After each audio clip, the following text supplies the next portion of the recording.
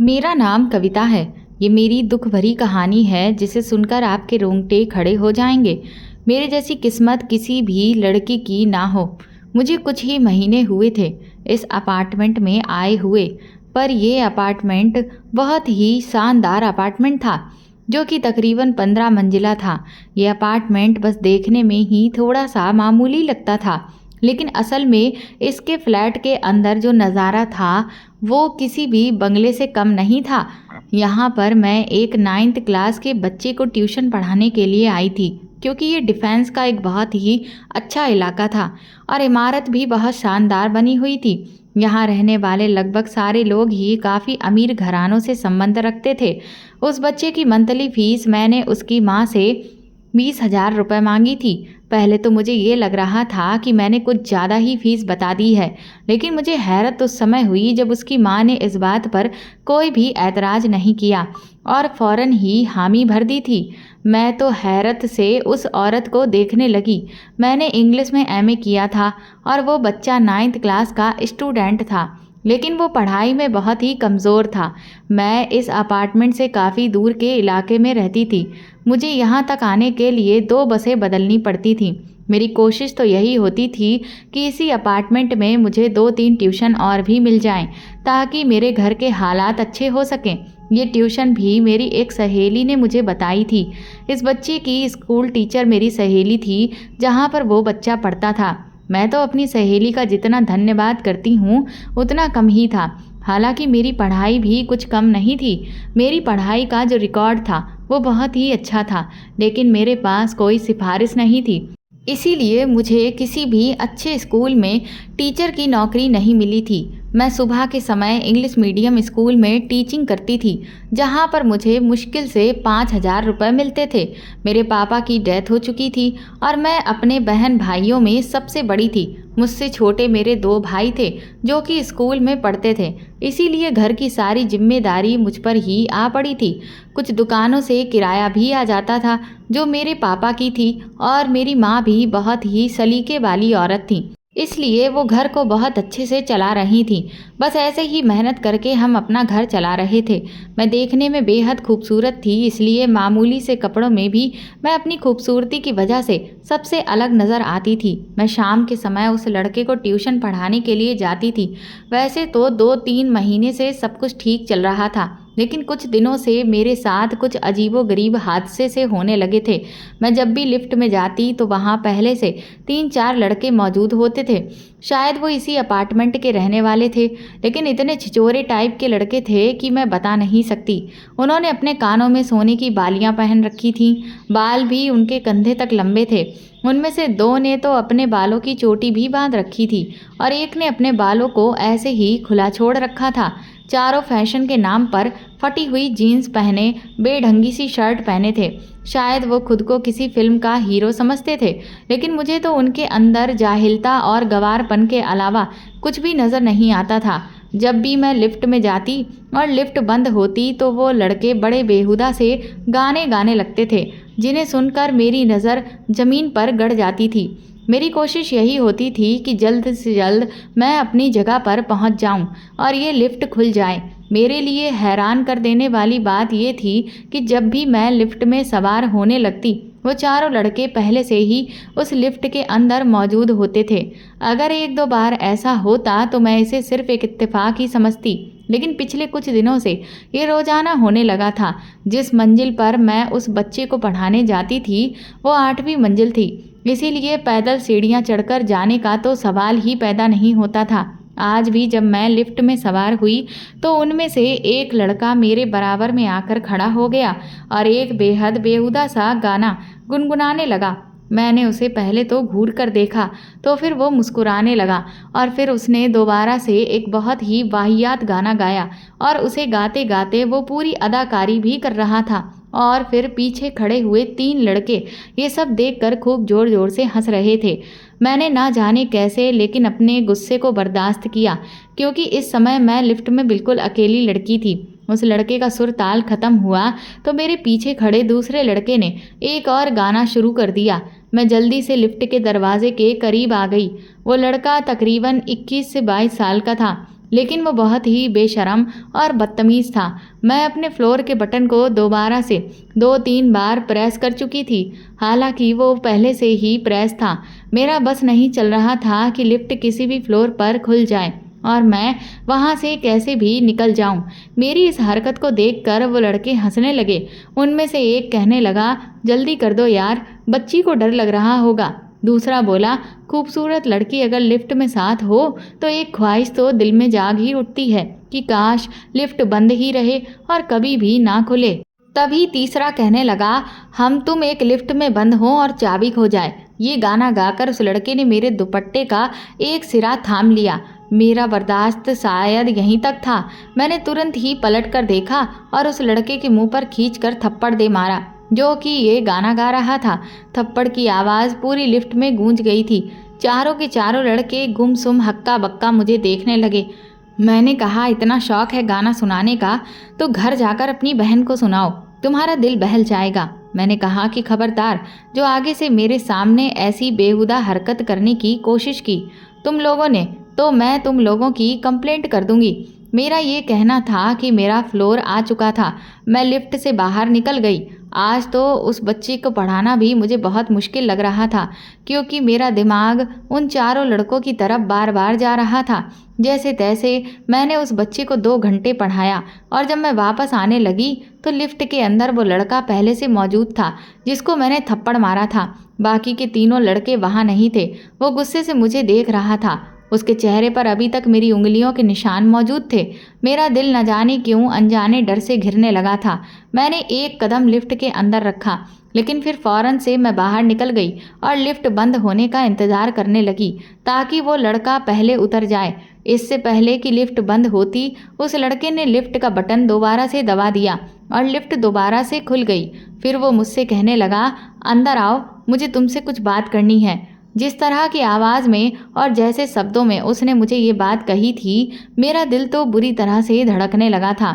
मैंने सोचा कि इस वक्त सीढ़ियों से चले जाना ही मेरे लिए ठीक रहेगा। मैं इस लड़के से कोई बात नहीं करना चाहती थी। मैं फौरन ही पलटकर सीढ़ियों की तरफ चली गई, लेकिन वो लड़का मेरे ही पीछे आने लगा। मेरा दिल बहुत ज़्यादा डरा हुआ था, इसीलिए मैं तेज़ी से सीढ़ियाँ नीचे की तरफ उतरने लगी थी। वो मुझे पीछे से पुकार रहा था, कह रहा था, एक बार मेरी बात सुन लो वरना तुम बहुत पछताओगी।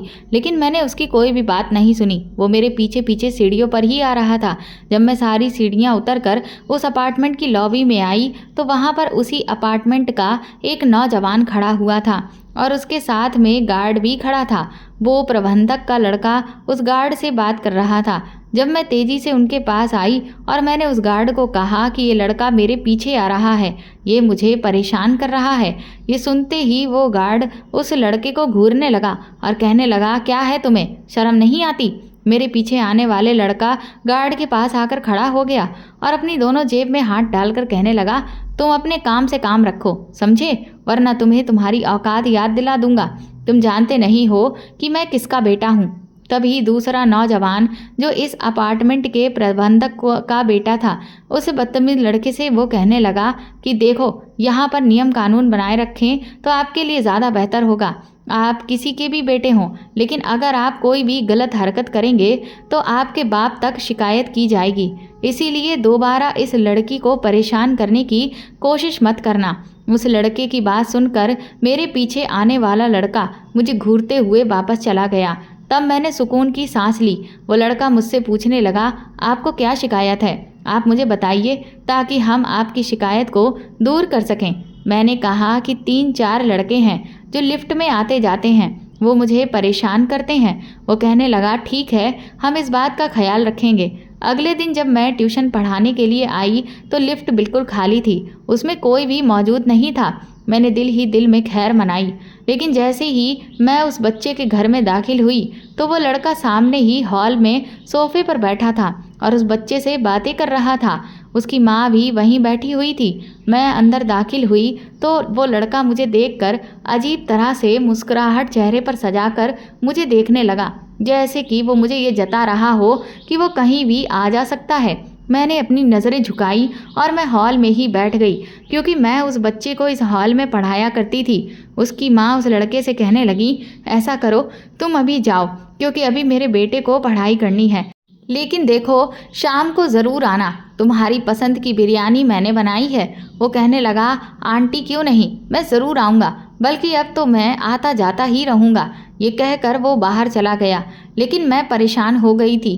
एक बार तो मेरा जी चाहा कि मैं नौकरी छोड़ दूं। पता नहीं क्यों मुझे उस लड़के को देखकर अजीब अजीब से ख्याल आने लगते थे। उसकी आंखों में अजीब सी नफरत थी।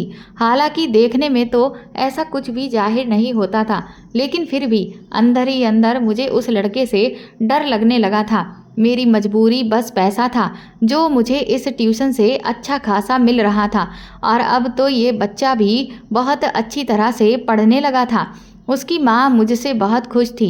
वो कहने लगी कि मैंने बहुत ही ट्यूशन बदल कर देख ली थी, लेकिन मेरा बेटा पढ़ने में बिल्कुल कमज़ोर ही था। लेकिन तुम वाकई बहुत अच्छी तरह से पढ़ाती हो, इसका कॉन्सेप्ट क्लियर कर देती हो। अब तो उसके स्कूल के टीचर की तारीफ भी करने लगे हैं। मैं पूरा ध्यान लगाकर उस औरत की बातें सुन रही थी, लेकिन फिर भी दूसरी तरफ मेरे दिमाग में तो उसी लड़के की आंखें घूम रही थीं, जिसमें मेरे लिए ना जाने कौन कौन से जज्बात हैं। वापसी पर जब मैं लिफ्ट में सवार हुई तो अकेली थी, लेकिन अभी मैं एक फ्लोर तक ही लिफ्ट से पहुंची थी कि तभी नीचे वाले फ्लोर पर जाकर लिफ्ट रुक गई, और फिर उसका दरवाज़ा खुला और सामने वही 4 लड़के लिफ्ट के अंदर सवार हो गए। इससे पहले कि मैं लिफ्ट से बाहर निकलती, उस लड़के ने, जिसको मैंने थप्पड़ मारा था, मुझे बाजू से कसकर पकड़ लिया। मैं उससे अपना बाजू छुड़ाने लगी और तभी इतनी देर में ही लिफ्ट बंद हो गई। मैंने उस लड़के को कहा कि ये क्या बदतमीजी है, मेरा हाथ छोड़ो। तो वो कहने लगा, बदतमीजी का जवाब तो मैं तुम्हें दूंगा आज। तुम्हें बहुत शौक है ना मुझे थप्पड़ मारने का और फिर मेरी शिकायत करने का। अब देखो मैं तुम्हारे साथ क्या करता हूँ। अभी वो ये बात कर ही रहा था कि तभी लिफ्ट की लाइट बंद हो गई और एक सायरन बजने लगा। शायद पूरी बिल्डिंग की लाइट बंद हो चुकी थी और लिफ्ट बगैर लाइट के तो चल ही नहीं सकती थी। ये देखकर मैं तो सांस लेना ही भूल गई थी। मुझे लगा कि कुछ ही देर में यहाँ के जनरेटर चल पड़ेंगे और लिफ्ट दोबारा से स्टार्ट हो जाएगी, लेकिन ऐसा कुछ भी नहीं हुआ था। उन चारों में से एक ने अपनी जेब से मोबाइल निकाल कर उसकी टॉर्च की लाइट खोली।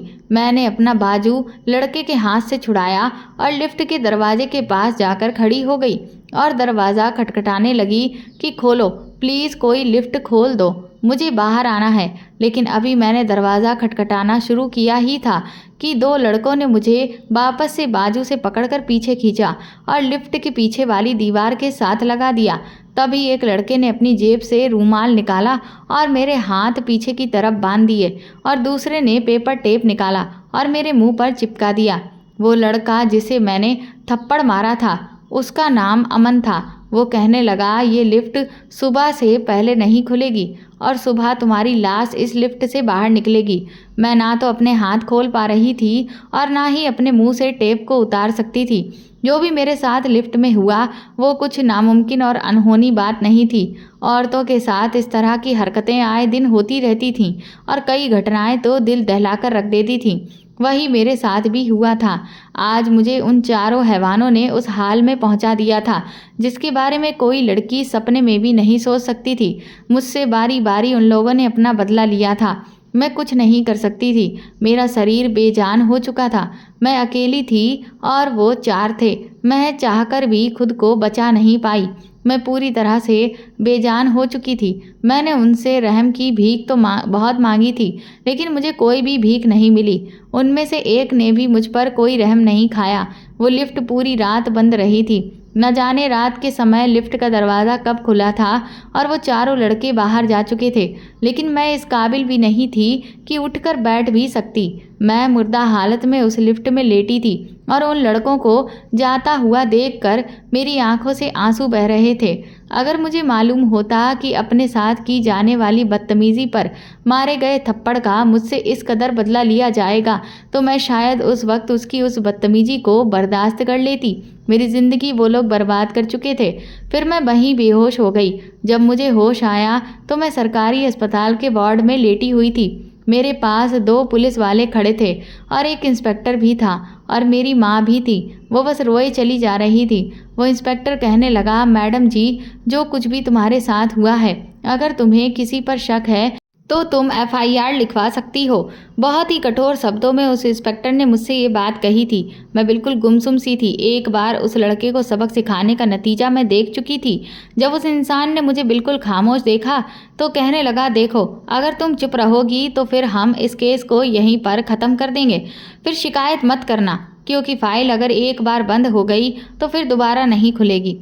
अचानक ना जाने मुझे क्या सूझा कि मैंने सब कुछ बता दिया। मेरे दिल में उन चारों लड़कों के लिए बेतहाशा नफरत थी। मैंने कहा कि मैं उनको फांसी के तख्ते पर चढ़ाना चाहती हूँ। उन्हें भी तड़पते हुए, मरते हुए देखना चाहती हूँ। मैंने अपना बयान लिखवा दिया था। वो पुलिस ऑफिसर मेरी बात सुनकर कहने लगा, देखो मैडम, तुम्हें शायद अंदाज़ा नहीं है कि उस अपार्टमेंट में रहने वाले लोग कौन हैं, और वो कोई आम लोग नहीं हैं। वहाँ पर तो कोई बहुत बड़े नेता का बेटा है, तो कोई वकील का बेटा है और कोई बिजनेसमैन का बेटा है। वहाँ पर आम तबके के लोगों का कोई काम नहीं है। इसलिए मेरी बात मानो, तो जो कुछ भी तुम्हारे साथ हुआ है उसे चुपचाप भूल जाओ। ये कहकर उसने बड़ी बदतमीजी से अपनी आंख दबाई थी और अपने चेहरे पर शैतानी मुस्कान भी लाई थी, लेकिन उसकी नीयत अब मुझे उसके चेहरे से साफ नजर आने लगी थी। मेरी माँ ये सुनकर डर गई। वो कहने लगी कि हमें कोई भी केस नहीं करना है। इंस्पेक्टर साहब, ये सुनकर मैं उस वक्त चुप हो गई, लेकिन जो कुछ भी मेरे साथ हुआ था मैं उसे भूल नहीं पा रही थी। रात को सोते हुए मैं चीखने चिल्लाने लगती थी तो मेरी माँ उठ जाती थी। मैं बिल्कुल पागल सी होकर रह गई थी। 2 महीने तो मुझे अपना होश ही नहीं रहा था। फिर धीरे धीरे मैं ज़िंदगी की तरफ आने लगी थी। लेकिन वो ज़िंदगी क्या थी? वो तो मौत से बढ़कर सजा थी, क्योंकि सारे मोहल्ले वालों को ये पता चल चुका था कि मेरे साथ क्या हुआ है। मोहल्ले को क्या, सब लोगों को मालूम था, लेकिन सब खामोश और तमाशा बनाए हुए थे। मुझे स्कूल की नौकरी से भी निकाल दिया गया था। मैं जब भी मोहल्ले से गुजरती तो औरत और आदमी मुझे देखकर धीरे धीरे बातें करने लगते थे। मुझे नफरत और गिरे भाव से देखने लगते थे, जैसे कि इस सब में मेरा ही कसूर हो। हालांकि मैं बेकसूर थी। मैं ये जानती थी अब कोई भी आदमी मुझे अपनी पत्नी नहीं बनाएगा, क्योंकि पूरा मोहल्ला मेरे बारे में जान चुका था। मेरी माँ कहने लगी, हम ये घर और तुम्हारे पापा की दुकान बेचकर दूसरे शहर चले जाते हैं। मैंने कहा कि मैं ये जगह छोड़कर क्यों जाऊं? क्या इस सब में मेरा कोई दोस्त था? मेरी माँ रोने लगी। वो कहने लगी कि मैं जानती हूँ कि इस सब में तुम्हारा कोई दोस्त नहीं था, लेकिन जिस समाज में हम रहते हैं वहाँ औरत को ही दोषी ठहराया जाता है। उन लड़कों का तो कोई कुछ भी नहीं करेगा, लेकिन हम लोग हर दिन बेमौत मारे जाएंगे, और हो सकता है कि शहर बदले तो फिर तुम्हारा कोई अच्छा सा रिश्ता भी हो जाए और तुम्हारी शादी हो जाए, ताकि तुम्हारा घर बस जाए। मैंने कहा कि अगर शादी के बाद मेरे पति को इस बात की जानकारी हो गई तो फिर क्या होगा? आपने ये सोचा है? ये सुनकर मेरी माँ फिर से रोने लगी। वो कहने लगी कि तुम्हारे दोनों छोटे भाई भी मोहल्ले में जाने से घबराने लगे हैं, क्योंकि लोग उनसे अजीब अजीब सवाल करते हैं। मैं समझ सकती थी कि इस समय माँ किस तकलीफ में थी, लेकिन मैंने हिम्मत नहीं हारी, क्योंकि मेरे लिए कोई भी खड़ा नहीं था। लेकिन मेरे अंदर उन लड़कों के लिए बदले की आग भड़क उठी थी। मैं अपने साथ किए गए जुल्म को भुला नहीं सकती थी। मैंने पापा की दुकान को बेच दिया, जिसका किराया हमारे पास आता था, और घर की गुजर बसर में कुछ आसानी हो जाती थी, और कुछ मेरी माँ सिलाई कर लेती थी। मेरे पास कुछ पैसे जमा थे और कुछ उन दुकानों को बेचकर मैंने अपनी माँ को पैसे दिए। फिर हमने उस जगह को छोड़ दिया था और दूसरी जगह पर आकर हम रहने लगे थे। इसी बीच पुलिस का फॉर्म निकला था। मैंने वो फॉर्म भर दिया और दिन रात एक करके मैंने तैयारी शुरू कर दी, और फिर भगवान की दुआ से मैंने पुलिस का पेपर निकाल लिया। इसके बाद मैं पुलिस में ट्रेनिंग के लिए चली गई। ट्रेनिंग के बीच जब भी कोई मुश्किल टास्क होता तो मैं हमेशा ये ख्याल करती कि मेरे सामने वही 4 लड़के हैं, और मेरा निशाना कभी भी नहीं चूकता था। मैंने अपने आप को बिल्कुल पत्थर का कर लिया था। मेरे शरीर पर अब किसी भी तरह की तकलीफ़ का कोई असर नहीं होता था। ट्रेनिंग के बाद जब मैं ड्यूटी ज्वाइन करने गई तो मैं बहुत अच्छी पोस्ट पर पहुंची थी। 2 साल की मेहनत के बाद मैंने अपना एक अलग ही नाम बना लिया था। कोई भी केस जब भी मेरे हाथ में आता है तो मैं उसे पूरा किए बगैर चैन नहीं लेती थी। मेरे अफसर मुझसे बहुत खुश थे। एक बार मुझे एक केस मिला। इसमें उस लड़की के साथ वही किया गया था जो मेरे साथ किया गया था। वो लड़की कॉलेज में पढ़ने वाली एक स्टूडेंट थी। उसके साथ 3 लड़कों ने गलत किया था। मैं फ़ौरन से ही उस हॉस्पिटल में पहुंची जहां उस लड़की को एडमिट किया गया था। उसकी हालत देखकर मुझे अपना बीता हुआ कल याद आने लगा था। वो बेतहाशा रो रही थी। उसकी माँ और उसके पापा बेसुध होकर आंसू बहा रहे थे और पुलिस इंस्पेक्टर ठीक उसी तरह से उन लोगों को डरा धमका रहा था जैसे कि कभी मुझे डराया गया था। वो उनसे कह रहा था कि उन लड़कों के हाथ बहुत ऊंचे तक गए हैं, इसीलिए अगर उन पर केस करना है तो फिर पहले ही अच्छी तरह से सोच समझ लीजिए, क्योंकि अब तक कोई भी उन्हें गिरफ्तार नहीं करा सका है। उन लड़कों के खिलाफ जाने की कोई भी हिम्मत नहीं करता है। इंस्पेक्टर के पास आकर मैं खड़ी हो गई। मैंने उसके कंधे पर जोर से हाथ मारा। उसने पलटकर जब मुझे देखा तो उसने मुझे सैल्यूट किया, क्योंकि वो मुझसे जूनियर था। मैंने कहा कि तुम्हें यहाँ इसलिए भेजा गया है कि तुम इनको और भी डराओ और परेशान करो, ताकि मुजरिम सरेआम बिना डर के कहीं भी घूमते रहें और जो मजबूर लोग हैं उनकी पुकार सुनने वाला कोई भी ना हो। तो वो कहने लगा, मैडम जी आपको नहीं पता, उन लड़कों की सियासत में बहुत पहुंच है। मैंने कहा, तुम मुझे कानून मत सिखाओ, समझ आया? फिर मैंने उस लड़की से कहा कि मैं तुम्हें पूरा पूरा इंसाफ दिलाऊंगी, लेकिन तुम मुझे उन लड़कों का हुलिया बताओ, मुझे बताओ कि वो कौन है। तब उस लड़की ने डरते डरते सारी बात मुझे बता दी। उसके माँ बाप बार बार मुझसे यही कहते रहे कि हमें कोई केस नहीं करवाना, लेकिन मैंने अपनी तसल्ली उन्हें दी कि आपको आपकी बेटी के साथ की गई ज्यादती का पूरा पूरा इंसाफ मिलेगा। मैंने जब उस केस की इन्वेस्टिगेशन शुरू की तो वो 3 लड़के वही थे जिन्होंने कुछ साल पहले मेरे साथ गलत किया था। उस समय वो 20-22 साल के लड़के थे, लेकिन अब इस वक्त इस बात को 7-8 साल बीत चुके थे और उन लड़कों को देखकर मेरी रगों में खून फिर से जोश में आने लगा था।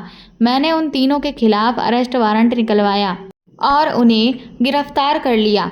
उनमें से एक का बाप बहुत बड़ा वकील और दूसरे का बहुत बड़ा बिजनेसमैन और तीसरे का बाप सियासत में किसी छोटे मोटे पद पर था।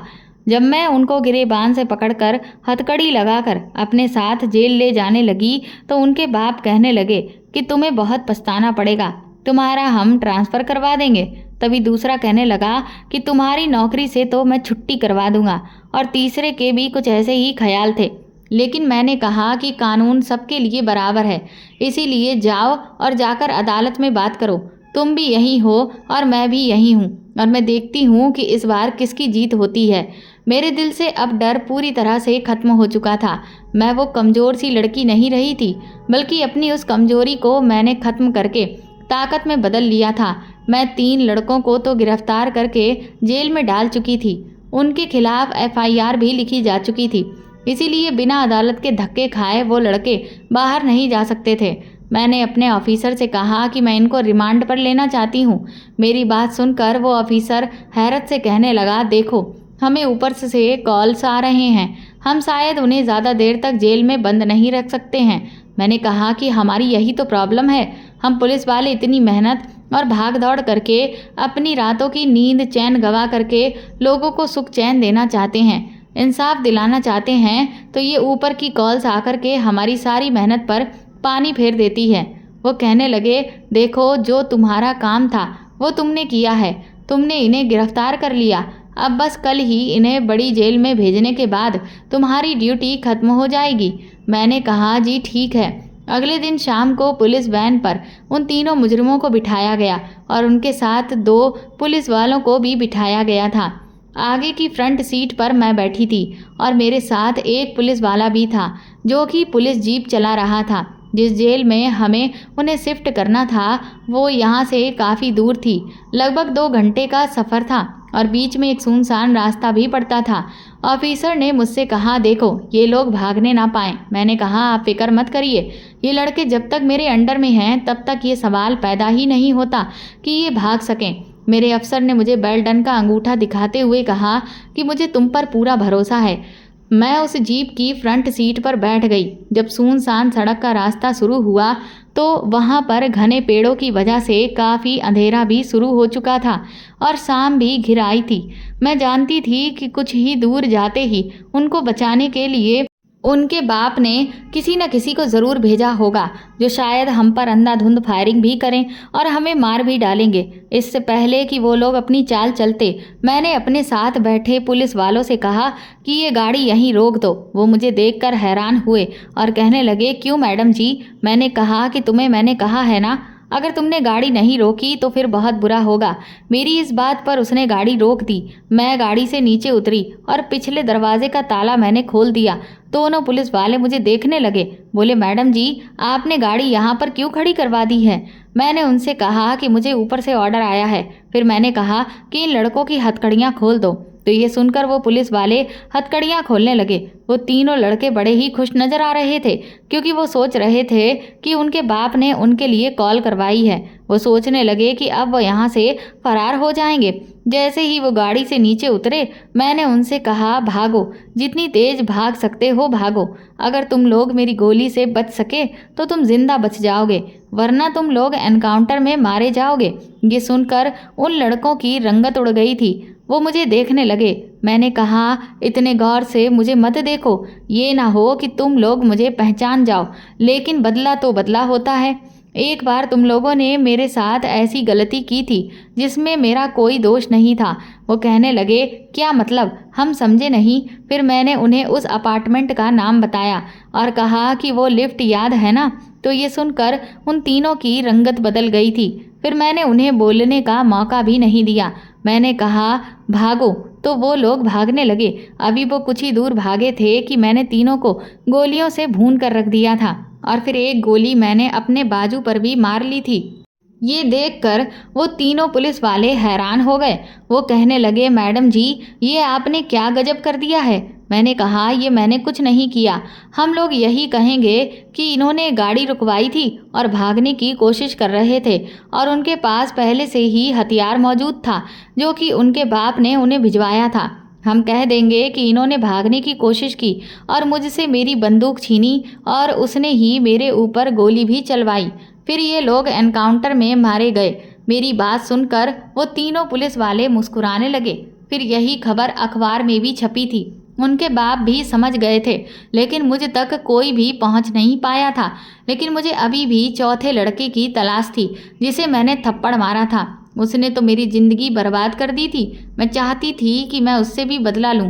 उस लड़के के बारे में जानकारी हासिल करना जब मैंने शुरू किया तो मुझे पता चला कि वो लड़का भी एक बड़े बाप का बिगड़ा हुआ बेटा था, लेकिन अब वो अपने पैरों से बिल्कुल अपाहिज हो गया है। ये सुनकर मुझे बहुत सुकून मिला था कि उससे तो मेरा बदला मेरा भगवान ही ले चुका है। एक बार जब मैं एक मंदिर के सामने ड्यूटी पर गई थी तो मेरी नज़र उस लड़के पर पड़ी। वो व्हील चेयर पर बैठा हुआ गरीब लोगों को कुछ बांट रहा था। कुछ ही देर बाद वो लड़का फूट फूट कर रोने लगा और दुआ कर रहा था कि मैंने एक लड़की के साथ बहुत बड़ा जुल्म किया था। मैंने पहले कभी किसी लड़की के साथ ऐसा नहीं किया था, लेकिन उसने मुझे थप्पड़ मारा तो मैं गुस्से में आ गया था। फिर मेरे तीनों दोस्तों ने मुझे भड़का दिया और उनके भड़काने पर ही मैंने उस लड़की से अपने दोस्तों के साथ मिलकर अपनी बेइज्जती का बदला ले लिया था। मैंने उसके साथ बहुत गलत किया था और उसके कुछ ही दिनों के बाद मैं एक हादसे में अपाहिज हो गया। मैंने उस लड़की को बहुत ढूंढा था ताकि मैं उससे माफ़ी मांग सकूं, क्योंकि मैं समझ सकता हूं कि वो किस तकलीफ़ से गुजरी होगी और पिछले इतने सालों से मैं रो रो कर भगवान से माफ़ी मांग रहा हूं। लेकिन इस हादसे ने मेरा सुख चैन सब बर्बाद करके रख दिया है। मैं रात को सो भी नहीं सकता। उस लड़की के आंसू और उसका रोता हुआ चेहरा मुझे दिखाई देते रहते हैं। उसकी बेबस आंखों ने मेरी नींद, मेरा चैन सब छीन लिया है। काश वो मुझे माफ़ कर दे तो मेरे लिए मरना आसान हो जाएगा। मैं पीछे खड़ी हुई उस लड़के की बातें सुन रही थी और मेरे दिल को बहुत सुकून आ रहा था। मैंने तभी आसमान की तरफ देखा और मुस्कुराने लगी। मैं दिल ही दिल में भगवान से कहने लगी कि इस आदमी की यही सज़ा होनी चाहिए थी कि ये पल पल मरता रहे। मुझे उस आदमी की इस हालत पर जरा भी तरस नहीं आया था, क्योंकि उस दिन जब लिफ्ट में मैं तड़प रही थी तो इस आदमी को भी मेरे ऊपर बिल्कुल तरस नहीं आया था। भगवान सब कुछ देखता है और वो हमारे ऊपर किए गए जुल्म का भी अच्छा बदला लेता है जो उसने उस लड़के से ले लिया था। कुछ समय के बाद मेरी ज़िंदगी में रजत नाम का एक शख्स आया जो बेहद नेक दिल इंसान है। मेरी सारी हकीकत को जानने के बाद भी उसने मेरा हाथ थामा और मुझे दुल्हन बनाकर मेरी ज़िंदगी को पूरा कर दिया था। आज मैं अपने पति के साथ सुख चैन की ज़िंदगी बिता रही हूँ। तो दोस्तों, आपको ये कहानी कैसी लगी हमें कमेंट करके ज़रूर बताएं और प्लीज़ इस कहानी को ज़्यादा से ज़्यादा शेयर और लाइक करके मेरे चैनल को सपोर्ट करें।